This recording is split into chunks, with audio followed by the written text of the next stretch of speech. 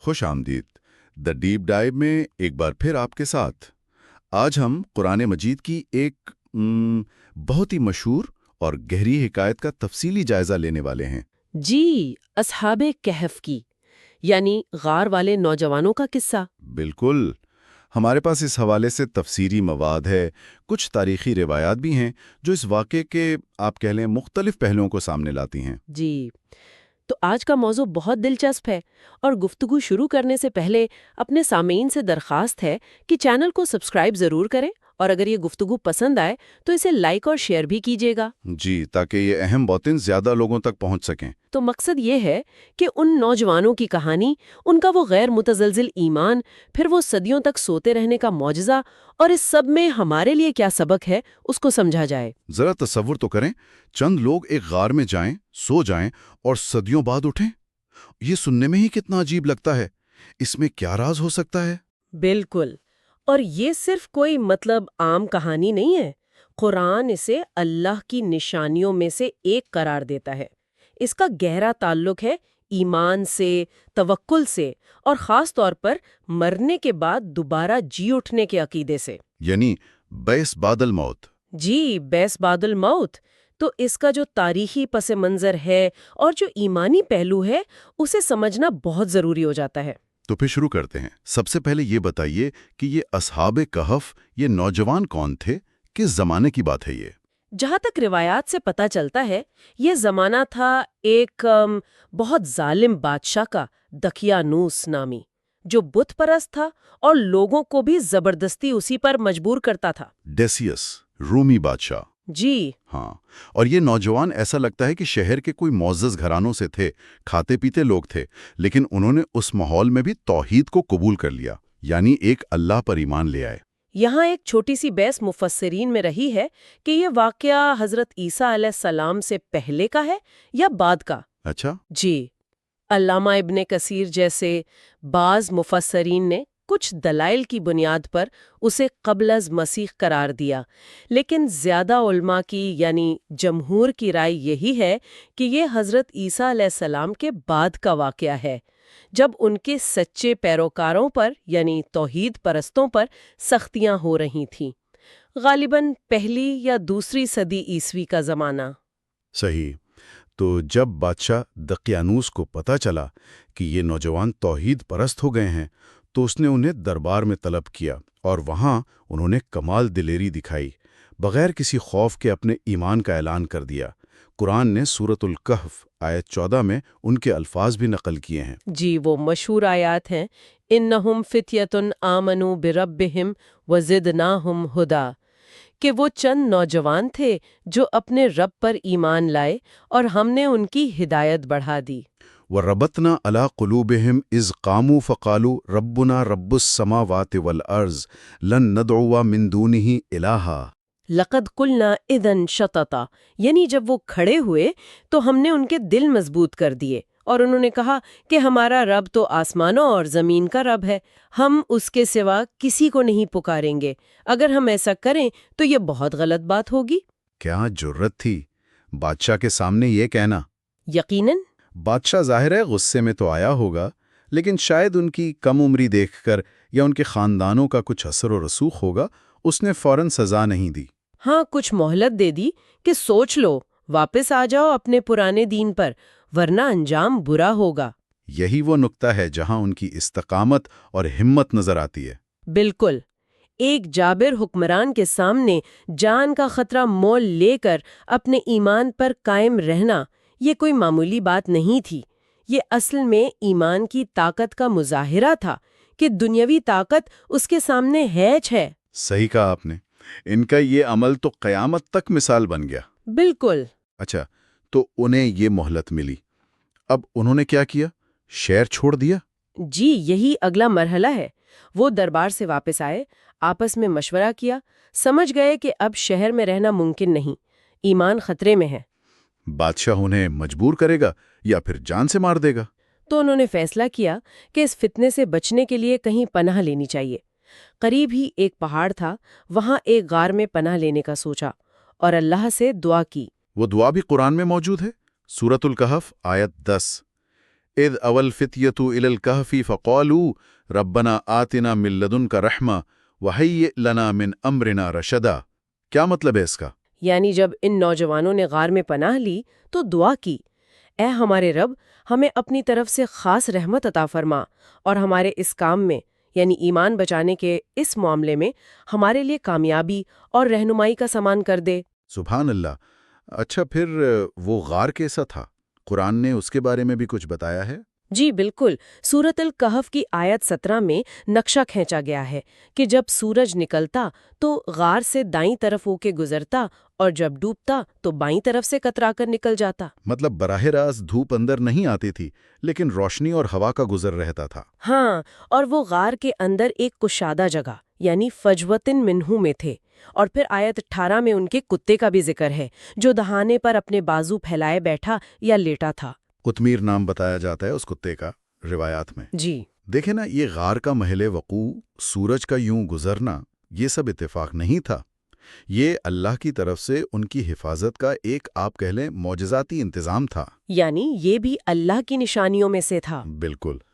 یہ ظاہر کرتا ہے کہ جو اللہ پر توکل کرتے ہیں، اس کی خاطر اپنا سب کچھ چھوڑتے ہیں، اللہ ان کی کیسے غیبی مدد فرماتا ہے۔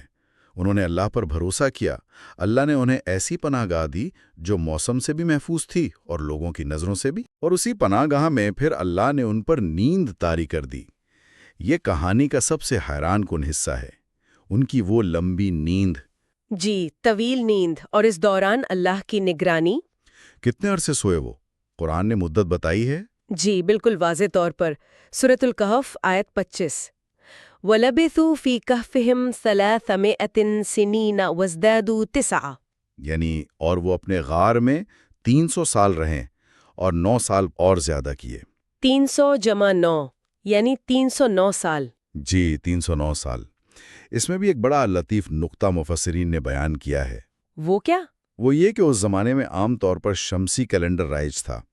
اس حساب سے تو مدت 300 سال بنتی ہے، لیکن قرآن نے وزدادو 9 اور 9 زیادہ کیے کہہ کر قمری حساب کو بھی شامل کر دیا۔ اچھا، وہ کیسے؟ کیونکہ ہر 100 شمسی سال میں قمری سال تقریباً 3 سال زیادہ ہو جاتے ہیں، تو 300 شمسی سالوں میں 9 قمری سال زیادہ ہو گئے، گویا 300 شمسی سال برابر ہیں 309 قمری سال کے۔ سبحان اللہ! یہ تو قرآن کا اعجاز ہے۔ بالکل، یہ اس کی جامعیت کی دلیل ہے۔ آیت 18 میں فرمایا وَنُقَلِّبُهُمْ ذَاتَ الْيَمِينِ وَذَاتَ الشِّمَالِ، یعنی اور ہم انہیں دائیں اور بائیں کروٹیں بدلاتے رہتے تھے۔ تاکہ جسم ایک ہی حالت میں نہ رہے۔ جی، تاکہ زمین ان کے جسموں کو بوسیدہ نہ کر دے۔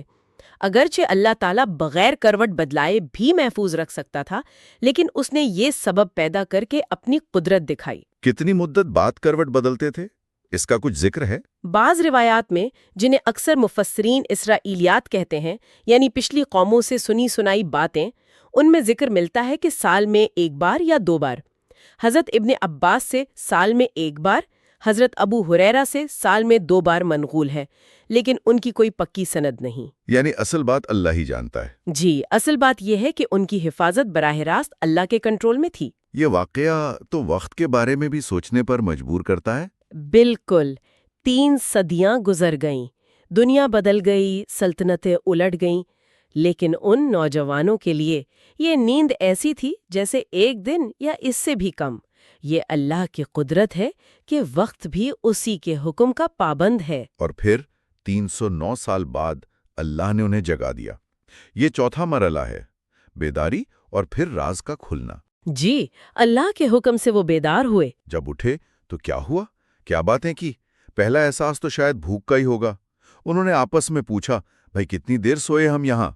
قرآن نے ان کا مکالمہ نقل کیا ہے، آیت 19 میں۔ قال قائل منہم کم لبثتم، ان میں سے ایک نے پوچھا، تم کتنا عرصہ ٹھہرے رہے؟ تو جواب آیا، قالو لبثنا یومن او بعد یومن۔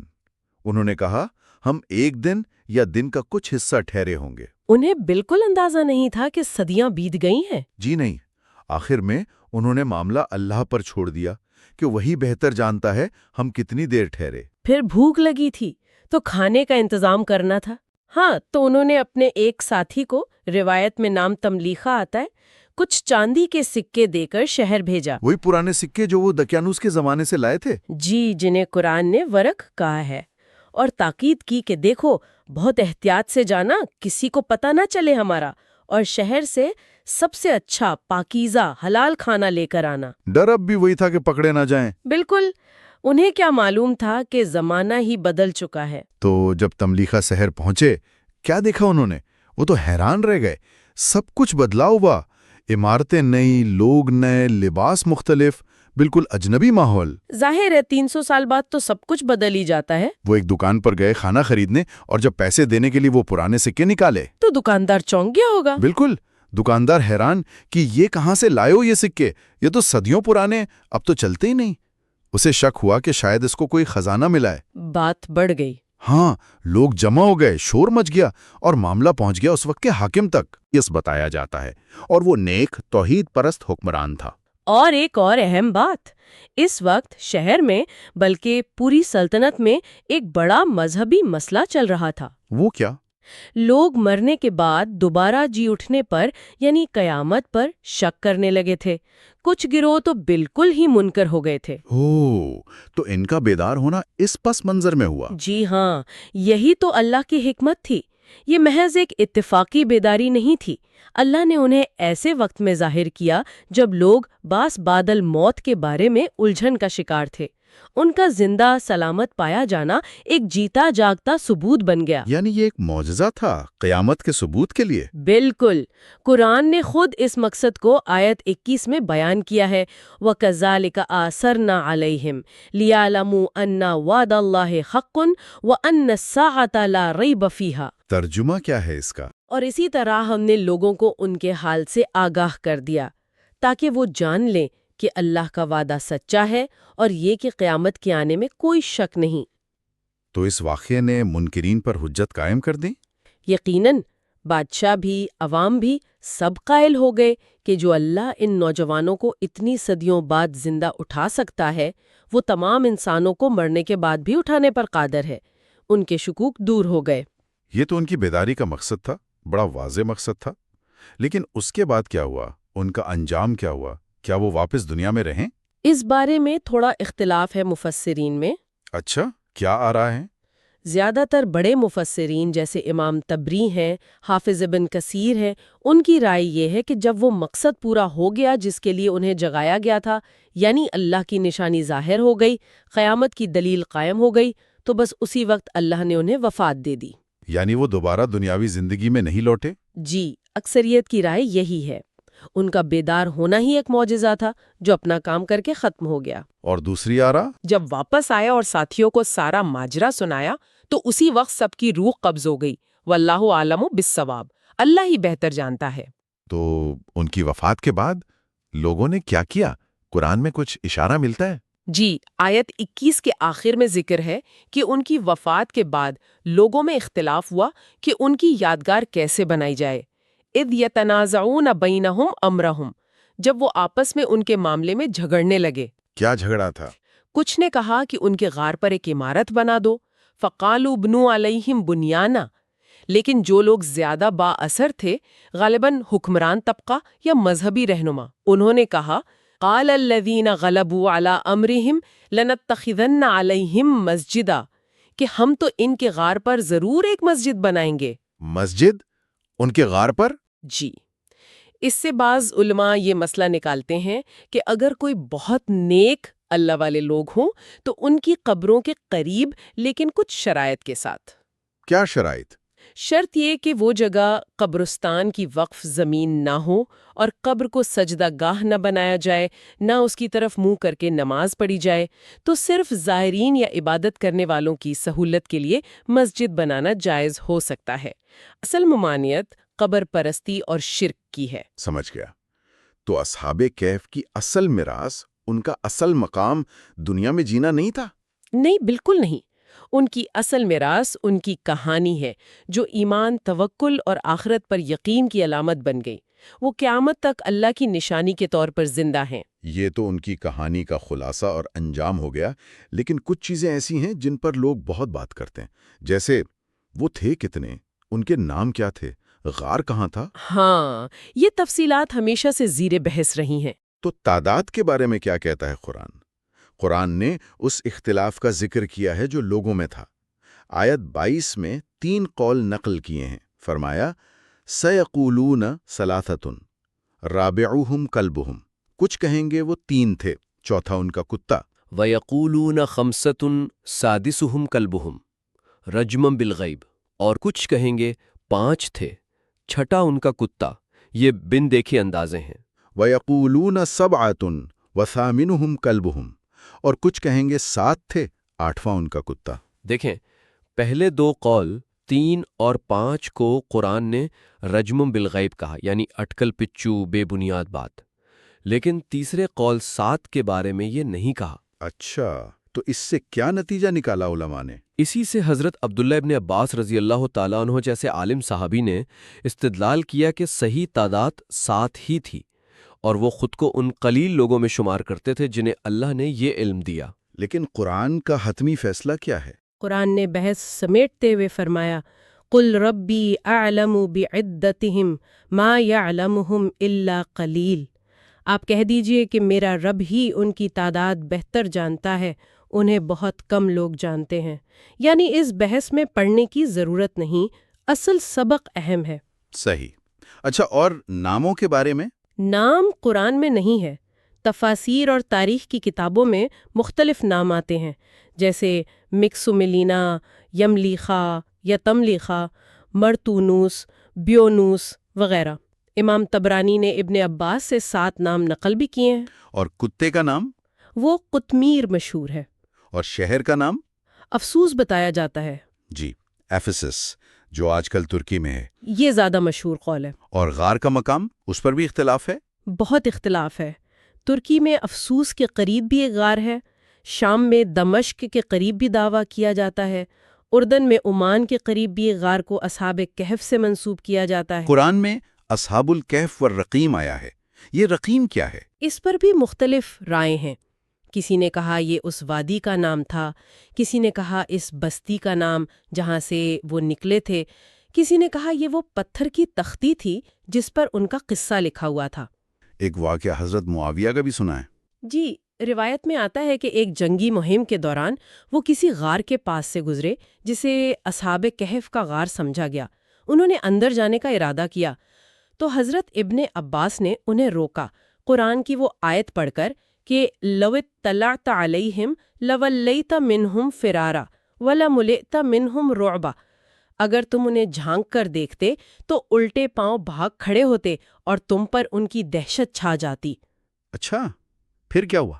روایت کے مطابق حضرت معاویہ نے پھر بھی کچھ لوگوں کو بھیجا کہ جا کر دیکھو، لیکن جیسے ہی وہ غار کے منہ پر پہنچے ایک تیز ہوا چلی جس نے انہیں پیچھے دھکیل دیا اور وہ اندر نہ جا سکے۔ واللہ عالم۔ تو ان سب تفصیلات کا حاصل کیا ہے؟ حاصل یہی ہے کہ قرآن کا فوکس ان چیزوں پر نہیں ہے۔ اگر یہ جاننا بہت ضروری ہوتا تو اللہ خود بتا دیتا۔ قرآن ہمیں اصل پیغام کی طرف متوجہ کرتا ہے، عبرت، نصیحت، ایمان کے سبق۔ یعنی تعداد، نام، جگہ سے زیادہ اہم وہ پیغام ہے جو اس قصے میں ہے۔ بالکل۔ ویسے ایک بات اور، جدید تحقیق کے حوالے سے کچھ اور نظریات بھی سامنے آئے ہیں۔ وہ کیا ہیں؟ کچھ محققین نے خاص طور پر بحر مردار کے قریب ملنے والے قدیم مخطوطات ڈیڈ سی اسکرولز کی روشنی میں یہ خیال ظاہر کیا ہے کہ شاید ان کا تعلق یہودیوں کے ایک خاص گروہ اسین سے تھا جو توحید پرست تھے اور شاید رومیوں کے بجائے دوسرے یہودی فرقوں کے ظلم سے بھاگے تھے۔ اچھا۔ کچھ نے یہ بھی کہا کہ شاید وہ حضرت عیسیٰ علیہ السلام کے حواری تھے اور ان کا زمانہ بھی مختلف بتایا ہے، لیکن یہ سب آپ کہہ لیں تاریخی قیاس آرائیاں ہیں، ایک الگ زاویہ نگاہ ہے، روایتی تفسیری موقف سے مختلف۔ صحیح۔ تو اب آخر میں اس پوری گفتگو کا خلاصہ کرتے ہیں۔ کیا اہم ترین اسباق ہیں جو ہمیں اصحاب کہف کے واقعے سے ملتے ہیں؟ میرے خیال میں سب سے پہلا تو وہی ایمان پر ثابت قدمی، حالات جیسے بھی ہوں حق پر ڈٹے رہنا۔ بالکل۔ دوسرا، اللہ پر کامل توکل، اپنا معاملہ اللہ کے سپرد کر دینا، وہ بہترین حفاظت کرنے والا ہے۔ تیسرا، اللہ کی قدرت کا یقین کہ وہ غیر معمولی طریقوں سے بھی مدد کر سکتا ہے، جیسے انہیں صدیوں سلا کر محفوظ رکھا۔ اور چوتھا، جو شاید اس قصے کا مرکزی نقطہ ہے، وہ ہے مرنے کے بعد دوبارہ جی اٹھنے کا، یعنی بعث بعد الموت کا ثبوت اور اس پر ایمان۔ اور ایک سبق یہ بھی ملا کہ ہمیں غیر ضروری تفصیلات میں جن پر لوگ جھگڑتے ہیں، الجھنے کے بجائے اصل پیغام پر یعنی قرآن کی ہدایت پر توجہ دینی چاہیے۔ صحیح۔ اور آخر میں سورۃ الکہف کی تلاوت کی فضیلت بھی یاد رکھنی چاہیے، خاص طور پر جمعہ کے دن، اور وہ حدیث کہ اس کی پہلی 10 آیات یاد کرنے سے دجال کے فتنے سے حفاظت ہوتی ہے۔ جی، یہ بہت اہم ہے۔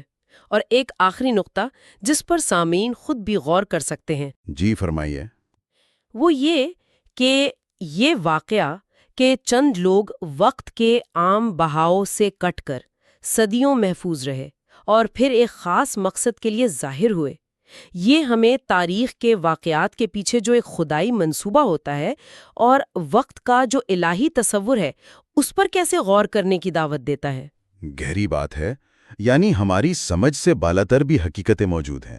بالکل، ایسی حقیقتیں جنہیں شاید صرف ایمان کی آنکھ سے ہی دیکھا اور سمجھا جا سکتا ہے۔ بہت شکریہ، آج کی گفتگو بہت معلوماتی اور ایمان افروز رہی۔ شکریہ۔